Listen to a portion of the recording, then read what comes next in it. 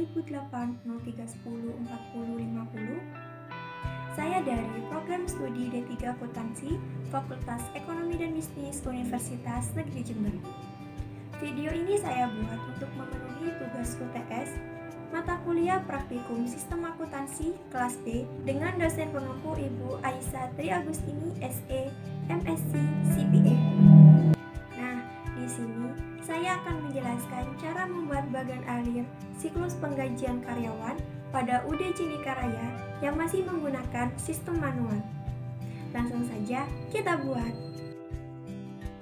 Setelah membaca soal siklus penggajian UD Cineka Raya, di sini ditemukan bahwa siklus penggajian ini melibatkan beberapa bagian, yaitu bagian pencatatan waktu, bagian gaji dan upah, bagian akuntansi, bagian utang, direktur perusahaan, bank, dan yang terakhir karyawan.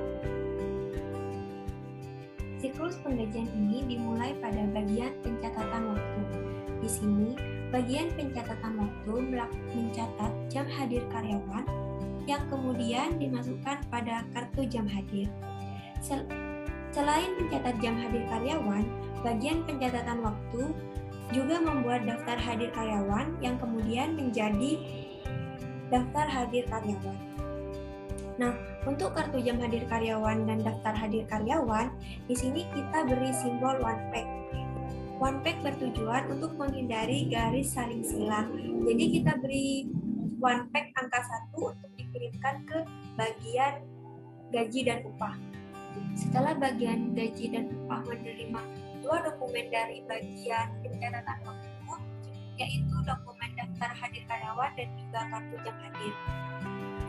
Berdasarkan daftar hadir karyawan dan kartu jam hadir, bagian gaji dan upah akan membuat daftar gaji karyawan yang menghasilkan dokumen daftar gaji sebanyak 2 rangkap, membuat surat pernyataan gaji, lalu menghasilkan surat pernyataan gaji, dan membuat rekap gaji yang menghasilkan dokumen rekap daftar gaji sebanyak 2 rangkap. Nah, setelah membuat dokumen-dokumen tersebut, maka bagian gaji dan upah mencatat gaji karyawan. Setelah mencatat gaji karyawan ini, maka akan dimasukkan pada kartu penghasilan karyawan. Setelah itu, bagian gaji dan upah akan mengirimkan beberapa file kepada bagian akuntansi, di mana file tersebut adalah rekap daftar gaji kedua, surat pernyataan gaji, dan daftar gaji. Di sini kita tulis one pack, klik angka 2, karena tadi kita sudah menggunakan one pack angka 1, di mana daftar gaji lembar pertama dan rekap daftar gaji lembar pertama akan disimpan secara permanen di bagian gaji dan upah. Nah, beberapa dokumen yang tadi dikirimkan oleh bagian gaji dan upah kepada bagian akuntansi, kemudian bagian akuntansi akan melakukan verifikasi perhitungan terhadap gaji karyawan tersebut. Di sini kita menggunakan simbol decision, yaitu nantinya memiliki 2 pilihan antara benar atau tidak. Jika perhitungannya tidak benar, maka dokumen tersebut akan dikirimkan kembali kepada bagian gaji dan upah. Namun, jika perhitungannya benar atau iya, maka akan diotorisasikan dan dikirimkan ke bagian akuntansi. Dokumen tersebut seperti tadi, dokumen-dokumen ini adalah rekap daftar gaji lembar 2, surat pernyataan gaji, dan daftar gaji lembar 2. Kemudian kita menggunakan one pack, klik angka 3. Nah, dokumen-dokumen ini akan dikirimkan ke bagian utang. Berkas-berkas yang diterima oleh bagian utang akan menjadi dasar untuk membuat bukti kas keluar sebanyak 3 rangkap. Di sini, membuat bukti kas keluar menggunakan simbol trapesium, kemudian bukti kas keluar rangkap 3 menggunakan simbol dokumen. Nah, bukti kas keluar ini akan digunakan untuk mencatat daftar registrasi bukti kas keluar. Kemudian, untuk rekap daftar gaji lembar kedua, daftar gaji lembar kedua, dan bukti kas keluar lembar kedua akan menjadi dasar untuk dibuatkan bukti memorial.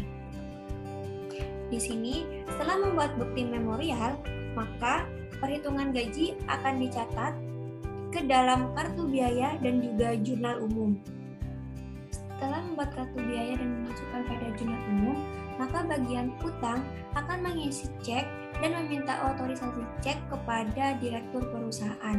Di sini, cek dan bukti memorial akan dikirimkan kepada bagian direktur perusahaan.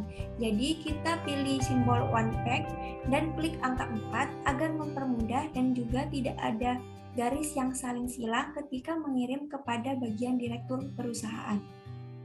Setelah direktur perusahaan menerima cek dan bukti memorial, maka direktur perusahaan akan mengotorisasi cek tersebut.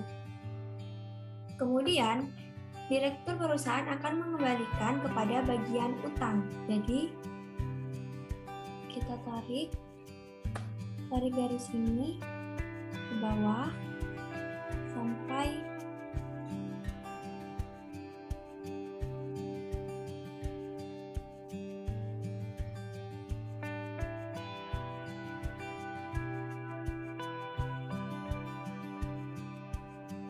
ke bagian utang.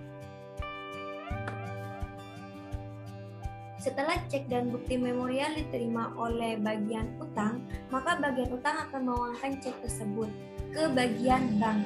Di sini kita tarik lurus garis ini kepada bagian bank. Ketika bank sudah menguangkan cek tersebut, kita kembali lagi ke bagian utang.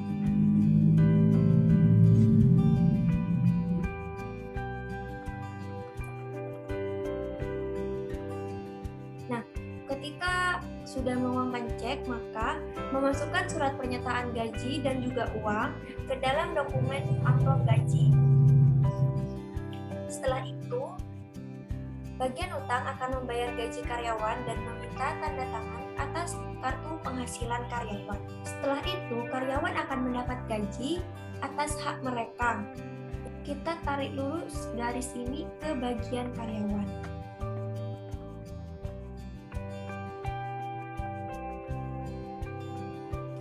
Seperti ini.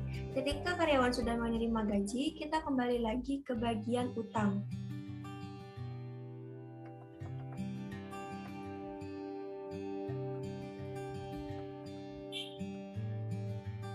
Ketika para karyawan sudah mendapatkan gaji mereka, nah di bagian utang ada daftar gaji lembar kedua, bukti kas keluar lembar ketiga akan dikirimkan ke bagian gaji dan upah. Nah, ketika bagian gaji dan upah sudah menerima bukti kas keluar lembar ketiga, daftar gaji lembar kedua kemudian akan disimpan permanen menurut tanggal. Di sini menggunakan simbol segitiga terbalik dan huruf T. Setelah itu, siklus penggajian UD Cendika Raya sudah selesai. Ketika teman-teman ingin membuat bagan Ariel lebih menarik, maka Ctrl A,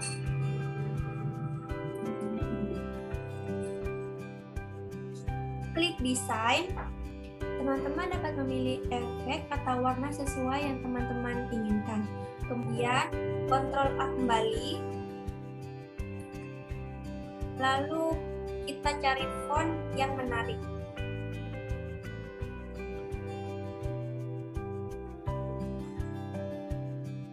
Bagan alir siklus penggajian UD Cendika Raya sudah selesai.